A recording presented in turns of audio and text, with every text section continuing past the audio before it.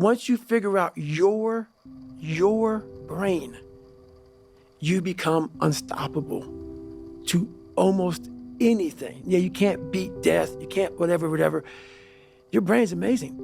Once you feed it the right conversation, the right mental nutrients, the right mental supplements, the right internal dialogue at the right time, with the right hit, with the right proof of what you've done in the past, and you send that right to the right circuit, dude, you're a fucking beast. You should be a monster, an absolute monster, and then you should learn how to control it. Do you know the expression, it's better to be a warrior in a garden than a gardener in a war? Right, exactly. That's exactly it. Yeah. And that's exactly right. And so when I tell young men that, they think, well, lots of them are competitive. They're low in agreeableness, because that's part of being competitive temperamentally. It's like, is there something wrong with being competitive?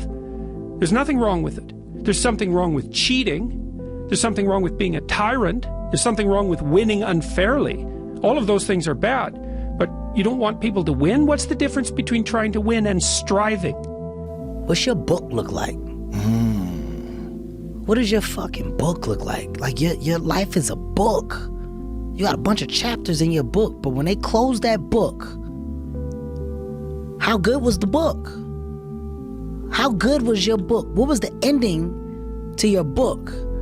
If the ending to my book can be so amazing because of all that was done, not the money, all that was accomplished, the first to do, the man that did this, he caused the merger between this. Because of his commitment and growth to this, the communities were then given this, made education this, changed the way the schooling was blah, blah, blah, gave books, gave computers, all of the things that can be associated with you and your existence.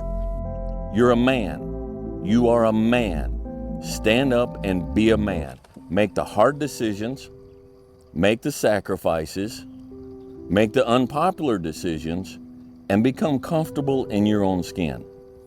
And if you are not a person that you are comfortable being alone with, that is the one person in this universe that you have full power, full right, and full responsibility to change. Okay?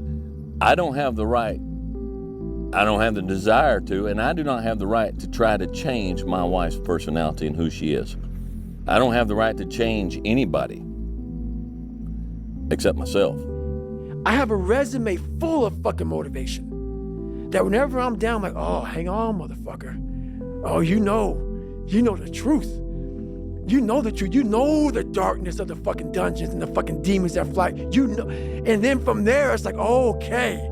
You were there. You know this. There was no one there to pick up the rucksack, to pick up the boat, to pick up the log, to go in there. It was you. It was you. There was no pat on the fucking back at 300, at 275, at 250, at 220. No, that was you. So those things that come out of me, that extract from me in the darkness, people are looking for that pat on the back. Where is it? Oh, I don't need it. Because what I've done is in the fucking unseen work. Become a part of the chapters in your book. So my drive is about my book. I was a New York Times #1 bestseller. People would be done. They did it. I'm writing another book. The real message is we all started from nowhere. I mean, we all had bullshit jobs. We all felt like losers. But through time and effort, you build a stronger human. You build a stronger body, you build a stronger mind, you build accomplishments and will and momentum, and then you look back and you go, hey man, I'm not washing tables anymore. I'm not washing dishes, I'm not cutting lawns, I'm not digging ditches. Yeah. I'm a different person now, but I used to be. So whenever shit gets nasty, David Goggins goes, you had nobody anyway, motherfucker. So see how I'm talking myself right now? That's me. That shit fires me the fuck up. That shit makes me fucking nuts. You had nobody anyway, motherfucker. Look around you. There was no fucking team. It was you. There was no weight loss program or mom and dad waking you up saying you can do it, you can be better, trying to build belief. You built belief when you had nothing. Rock bottom. Like, when do you become a man? You become a man when you become responsible for other people. And part of that is taking accountability. And so like I'm very new to this being a man thing and I'm still not there and I'm on a path. But I didn't have no like, I grew up in a culture that told me going to war made you a man. Going to prison and coming back makes you a man. Making $1 million makes you a man, you know, and it doesn't. And you don't know it till you've done all these things and realize, damn, I'm still a little fucking boy. Yeah. Or been around people who've been there a bunch of times. You know, I don't know nothing about being at war like Kevin, but I know a bunch of soldiers that come back and are still fucking little boys.